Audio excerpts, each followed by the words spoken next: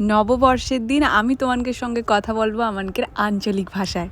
এটা আমার বহুদিনের ইচ্ছা ছিল জানো, যে তোমানকের সঙ্গে আমি আমানকের যে ভাষা সে ভাষাটা শেয়ার করব। নিজের আঞ্চলিক ভাষায় সবার সঙ্গে কথা বলা, এই যে কি আনন্দের, মানে বিদেশে গিয়ে বাঙালি খুঁজে পাওয়ার মতো। শ্বশুর বাড়িতে এসে জানলি পয়লা বৈশাখের দিন ওই হলুদ আর নিম পাতা নিয়ে গুরুজনদের দিতে হয়। আমার বাপেদারে কিন্তু ছিল নি। আগের বছরে মনে আছে, মার মাংসের কড়া একধারে ফুটে দে আর আমি হলুদ আর নিম পাতা একধারে বাটিনি।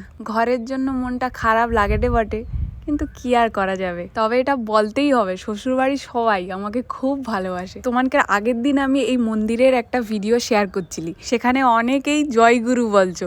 আমার শাশুড়ি মা অনুকূল ঠাকুরের বিরাট ভক্ত, গল্প করে অনেক ছোটবেলা থেকে দীক্ষা লিছে। যাই হোক, আমানকের এই আঞ্চলিক ভাষাটা তোমানকের কেমন লাগলো আমাকে কমেন্টে কিন্তু জানাইতে ভুলবো নি। চলো, সবাই ভালো থাকো, সুস্থ থাকো আর সবাইকে ভালো রাখো। আজকে তাহলে আসছি, দেখা হবে কাল।